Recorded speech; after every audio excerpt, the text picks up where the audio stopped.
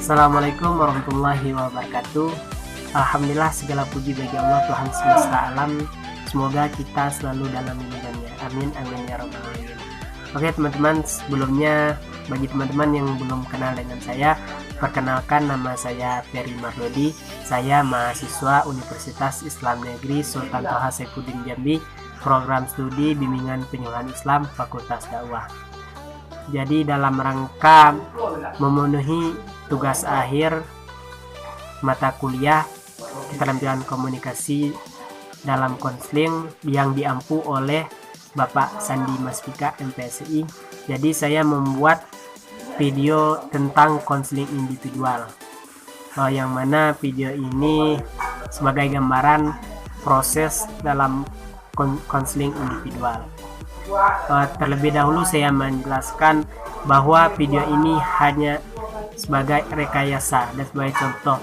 Adapun permasalahan di dalam video ini hanya di rekayasa, bukan permasalahan yang sebenarnya. Dan pada video kali ini saya berperan sebagai konselor, dan yang berperan sebagai konsli yaitu bernama Saudari Azizah sebagai teman saya. Oke teman-teman, kita langsung saja ke videonya. Jangan lupa untuk like, comment, dan subscribe. Oke baik, jadi sebelum kita lanjut ke tahap permasalahannya, sebelumnya perkenalkan, nama saya Ferry Mardodi. Jadi di sini saya berperan, saya sebagai konselor di sini. Silakan perkenalkan diri Anda. Perkenalkan, nama saya Umi Azizah. Umi Azizah. Ya, jadi panggilannya Azizah. Oke. Jadi sebelum kita lanjut ke permasalahannya, sebelumnya di sini saya akan menjelaskan apa itu konseling. Apakah Azizah pernah melakukan konseling sebelum ini? Belum pernah. Belum pernah. Azizah sudah tahu belum apa itu konseling? Belum. Nah, jadi konseling itu adalah proses pemberian bantuan yang dilakukan oleh seorang konselor kepada seorang klien atau konseli. Nah, jadi di sini saya sebagai konselornya dan Azizah sebagai konselinya. Bagaimana? Azizah sudah paham? Paham. Nah, jadi dalam konseling itu ada 3 yang harus kita lakukan. Yang pertama yaitu keterbukaan, sikap keterbukaan dalam proses konseling. Jadi saya terbuka dalam membentuk Azizah, dan Azizah pun terbuka dalam menyampaikan apapun permasalahan Azizah. Nah, dan yang kedua yaitu tentang kesukarelaan. Nah, di sana saya sukarela untuk membantu Azizah dalam penyelesaian masalahnya, dan Azizah pun sukarela untuk menyampaikan apapun permasalahannya. Karena dengan keterbukaan dan kesukarelaan, maka dengan itulah akan terdapatnya penyelesaian dari permasalahan Azizah. Dan selanjutnya yaitu asas kerahasiaan. Jadi Azizah jangan pernah takut, saya tidak akan menyampaikan atau memberikan informasi tentang permasalahan Azizah kepada orang lain tanpa seizin Azizah. Itu salah satu janji dari seorang konselor. Bagaimana, Azizah sudah paham? Sudah. Oke baik. Jadi setelah kita membahas tadi tentang apa itu konseling, apa saja di dalam konseling itu, baik itu dalam tadi yaitu tentang kesukarelaan, keterbukaan, dan kerahasiaan. Nah, jadi maksud dan tujuan Saudari Azizah datang ke sini ada permasalahan apa? Baiklah, saya mempunyai permasalahan di kampus. Permasalahannya ketika berdiskusi atau berpresentasi, saya kurang berani mengeluarkan pendapat saya. Padahal saya mempunyai pendapat, tapi keberanian saya kurang berani untuk menyampaikan pendapat di hadapan orang banyak. Jadi Saudari Azizah mempunyai mungkin takut untuk menyampaikan pendapat Azizah dalam proses diskusi di dalam kelas. Nah, di dalam kelas itu Azizah aktif nggak? Misalkan ketika ada diskusi atau gimana? Ketika ada diskusi, saya boleh juga dikatakan aktif, boleh juga tidak dikatakan aktif. Nah, Terkadang saya aktif dan terkadang saya tidak aktif. nah, jadi apa masalah yang membuat Aziza itu terkadang mungkin Aziza berani ya untuk aktif dalam diskusi. Nah, jadi apa masalahnya yang membuat Aziza kadang tidak berani, takut, mempunyai rasa takut untuk seperti menyampaikan pendapat dalam diskusi tersebut? Apa karena Aziza mungkin kurang mendalami materi tentang diskusi atau bagaimana?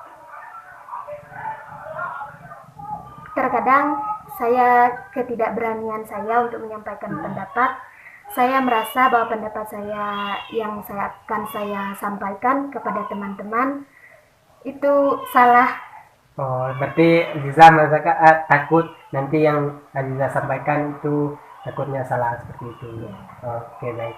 Mungkin saya bisa merasakan dengan posisi Aziza, mungkin ketika kita menyampaikan pendapat, tapi kita mempunyai rasa takut akan kesalahan. Oke, baik. Jadi bagaimana, masih ada lagi masalahnya selain dari itu? Tidak. Oke, baik. Jadi melihat dari permasalahan Aziza tadi, jadi di sini saya memberikan gambaran pada Aziza. Misalkan Aziza terus-menerus berada dalam ketakutan, tidak berani menyampaikan pendapat. Jadi sampai kapan Aziza akan terus seperti itu? Tentunya jika Aziza tidak berani untuk menyampaikan pendapat, maka sampai kapanpun Aziza tidak akan pernah bisa, karena kita sangat dibutuhkan untuk bisa menyampaikan pendapat, berinteraksi dengan orang lain, baik itu di kelas maupun nanti ketika kita turun di masyarakat. Apalagi Aziza kan dari program itu tadi ya, pendidikan sastra bahasa Arab. Nah, tentu Aziza harus pandai dalam berbicara, aktif dalam berdiskusi. Nah, jadi menurut saya, kalau misalkan Iza mau untuk berubah, Aziza mau nggak untuk berubah agar berani untuk menyampaikan pendapat dalam diskusi? Mau nggak? Tentunya mau. Nah, jadi kalau menurut saya, yang pertama yang harus kita bangun, yang pertama yaitu percaya diri. Kita terlebih dahulu percaya terhadap diri kita terlebih dahulu. Dan yang seterusnya mental kita harus dibangun. Dan rasa takut itu harus dilawan, jangan kita ikuti. Percayalah, tidak semua orang itu yang maju ke depan itu pintar, tetapi dia mempunyai keberanian, dan keberanian itulah yang membuat dia mungkin tampak lebih pintar. Percuma kita pintar tetapi kita tidak pandai dalam berdiskusi. Yang orang pandang dalam diskusi itu siapa yang pandai berbicara, itulah yang dipandang. Oke, jadi di sini ada dua pilihan untuk Aziza.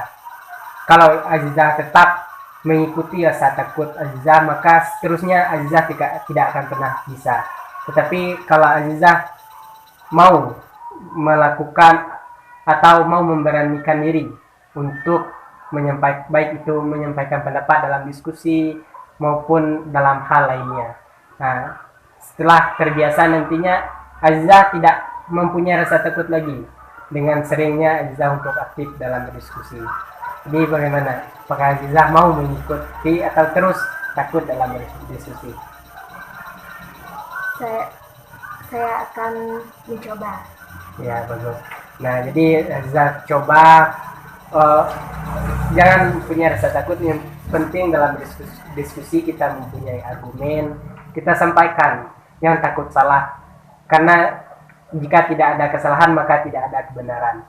Nah, mungkin bagaimana Saudari Iza, apakah bisa dijalankan atas solusi yang saya berikan?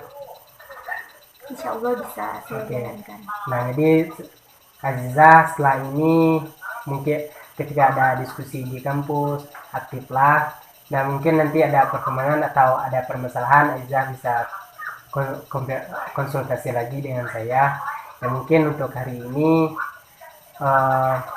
kita selesaikan, dan Terima kasih Hai Aziza sudah kunjungan ke sini. Mungkin itu saja dan saya akhiri. Wassalamualaikum warahmatullahi wabarakatuh.